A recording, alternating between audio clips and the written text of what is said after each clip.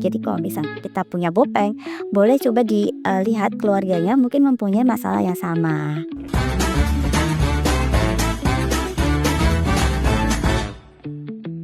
Halo Erlaners, kembali lagi bersama kami di Talk About with Dr. Erla. Oke, tentu saja senang sekali bersama saya Rafid Fajri yang akan menemani teman-teman semua ataupun Erlaners untuk membahas permasalahan kulit. Berbicara permasalahan kulit ini sendiri pastinya banyak variannya. Namun pada episode kali ini kita akan membahas penyakit kulit tentang berjerawat dan kemudian menimbulkan bopeng. Namun sebelum kita menuju pembahasan selanjutnya, kita akan menyapa dulu Dokter Cantik tentu saja yang sudah ada di sebelah saya. Halo dokter. Halo Mas Rafid. Nah, gimana kabarnya? Sehat? Alhamdulillah, lagi sedikit batuk tapi oke lah. Oke, saya juga sedikit batuk, nggak apa-apa. Mas Rafid, baik-baik aja kan? Alhamdulillah. Meskipun cuaca lagi pancaroba ini ya. Nggak menentu ya suasana. Betul. Nah, kita sudah bersama dengan Dr. Erla yang cantik ini. Tentu saja kita akan membahas bagaimana permasalahan kulit itu bopeng, dok ya. Namun ini buat teman-teman semuanya bahwa permasalahan kulit berjerawat ini tidak memandang gender, dok ya. Baik pria maupun wanita, pastinya mereka juga akan mengalami permasalahan kulit berjerawat itu sendiri. Nah, berbicara bopeng, aku akan tanya dulu kepada dokter, bopeng ini sendiri apa sih, dok? Oke, bopeng itu adalah kondisi di mana kita kan lapisan kulit itu ada 3 ya mas, epidermis, dermis, dan hipodermis. Nah, bopeng itu terjadi ketika lapisan dermis itu mengalami kerusakan karena respon inflamasi yang berlebihan oleh bakteri P. acnes. Jadi bisa menimbulkan kulit yang bopeng, ada lekukan maupun cekungan. Seperti itu. Jadi ada cekungan-cekungan di wajah. Oh iya, di wajah ya. Oke, dok, jadi selanjutnya aku akan tanya dan membahas tentang apa sih penyebab-penyebab dari bopeng ini sendiri. Penyebab bopeng ya. Penyebab bopeng itu salah satunya kita sering memegang wajah padahal wajah kita tuh lagi ada masalah komedo atau jerawat. Terus kebiasaan juga memencet jerawat yang lagi meradang sampai timbulnya luka. Nah, kemudian bisa jadi juga karena kita memiliki jerawat dengan kategori yang berat. Jadi kategori berat itu jerawatnya besar dan ada nanahnya. Bisa terjadi juga ketika kulit kita mengalami kekurangan kolagen. Kemudian ada jerawat yang tidak segera tertangani, jadi kayak lama gitu ya, diundur gitu mau pengobatan. Kemudian faktor genetik juga berpengaruh. Jadi kalau misalnya kita punya bopeng, boleh coba dilihat keluarganya mungkin mempunyai masalah yang sama. Gitu. Oke, jadi banyak ya tentu saja ini penyebab-penyebab dari bopeng. Nah, selanjutnya nih jenis-jenis bopeng apakah ada perbedaan atau seperti apa? Jenis bopeng tuh ada 3. Jadi ada yang pertama namanya ice pick. Ice pick tuh kalau ibarat kata kita kayak ketusuk jarum. Jadi diameternya kecil tapi dalam gitu. Ada juga yang disebut rolling. Nah, rolling itu diameternya itu besar tapi dangkal. Terus ada box scar. Box scar itu ada lekukan tapi tepinya tuh lebih tegas. Nah, untuk bopeng ini sendiri bisa ditangani dengan apa sih, dok? Ya, ini treatmentnya sederhana tapi bagus banget efeknya, yaitu subsisi. Nah, itu dia. Tadi kita akan membahas subsisi. Mungkin bisa dijelaskan, dok, apa sih itu subsisi? Teman-teman ataupun Erlaners mungkin ada beberapa yang belum tahu. Mungkin yang taunya subsidi ya, ini beda ya.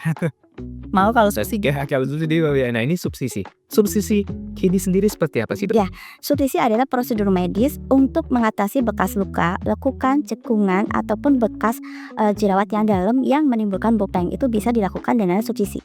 Terus untuk penanganannya dari subsisi ini sendiri bagaimana sih? Prosedurnya? Prosedur dilakukannya subsisi itu pertama wajah kita akan dibersihkan terlebih dahulu. Kemudian dilakukan anestesi. Kita melakukan 2 tahap, jadi jangan khawatir. Misalkan sakit nggak sih? Enggak, itu minimal banget rasa sakitnya karena kita melakukan double anestesi. Jadi sudah dianestesi dulu. Dianestesi dulu. Jadi yang pertama kita menggunakan topical anestesi itu selama 1 jam dulu. Nah, setelah itu kita lakukan anestesi suntikan. Disuntik di bagian entry point-nya. Nah, setelah dianestesi, setelah timbul mati rasa ataupun kebas, kita lakukan penyuntikan atau penusukan di area di seluruh area dengan teknik kipas. Kita menusuknya dengan jarum kanul atau nokor ukuran 18-23G. Nah, tujuannya apa sih? Supaya bisa memutuskan jaringan parut yang menarik antara lapisan kulit paling atas dan jaringan yang di bawahnya. Nah, setelah jaringan parutnya itu dirusak, maka timbullah kolagen. Kolagen itu bagus untuk membantu penyembuhan luka dan mengangkat bopeng itu ke atas. Jadi permukaan kulitnya itu menjadi rata kembali. Lebihnya seperti itu sih. Kurang lebih seperti itu ya.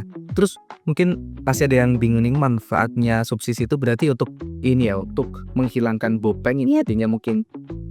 Jadi manfaat subsisi itu bisa mengatasi bopengnya, terus juga mengatasi tekstur kulit yang nggak rata. Kan sering banget ya kita mengalami kasus seperti itu.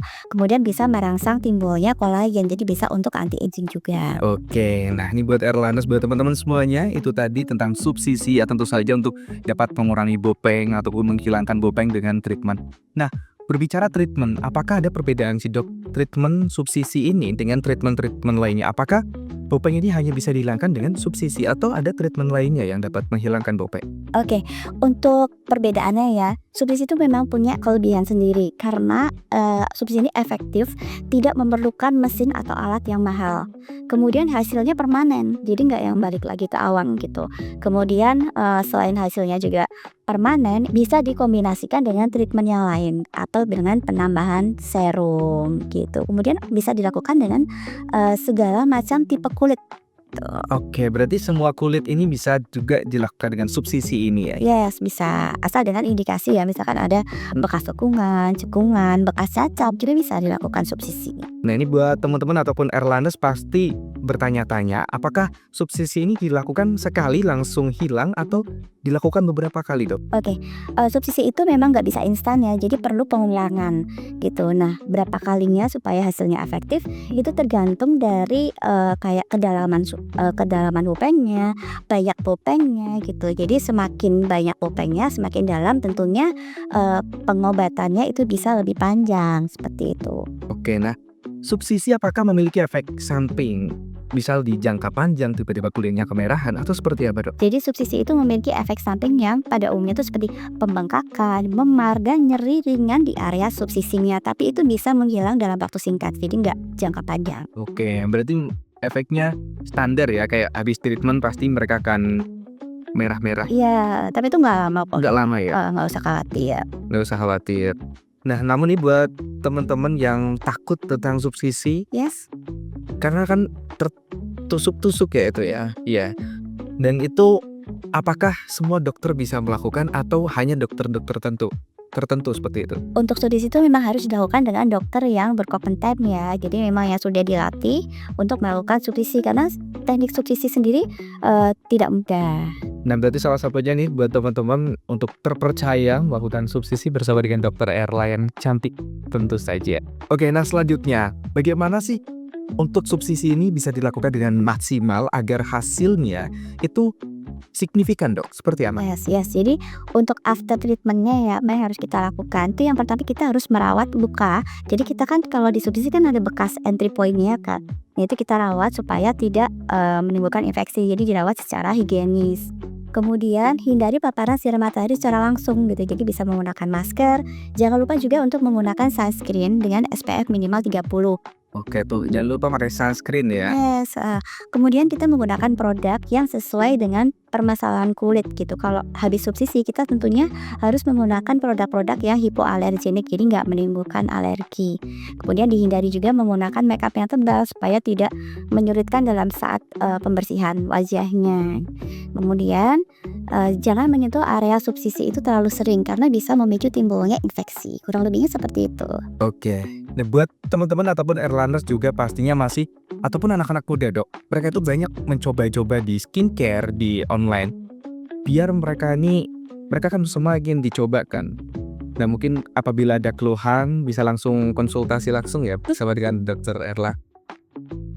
Bisa langsung datang ke... Bisa, kalau misalkan mau konsultasi nanti harinya sekalian dijelasin ya, sekalian promo kali ya mas ya. Jadi Senin sama Rabu itu ada konsultasi di Erla Kertijayan. Kemudian kalau Selasa sama Sabtu di Erla Kajen. Untuk hari Kamis di Halebela Batang dan hari Jumat di Halebela Kedunguni. Oke, jadi itu pembahasan teman-teman ya semuanya hari ini terkait kulit yang berjerawat kemudian menyebabkan bopeng. Jadi teman-teman ketika ada permasalahan kulit jangan coba-coba mencoba hal-hal yang sekiranya meragukan. Ya langsung saja bisa datang ke Erla Skin Clinic ataupun Halabela dan langsung konsultasi dengan dokter yang cantik ini. Oke? Iya mas. Terima kasih dokter. Masalah. Ya, dan buat Erlana semuanya sampai jumpa di episode selanjutnya. Sarapin Fajri dan Dr. Erla pamit undur diri. Bye-bye. Iya.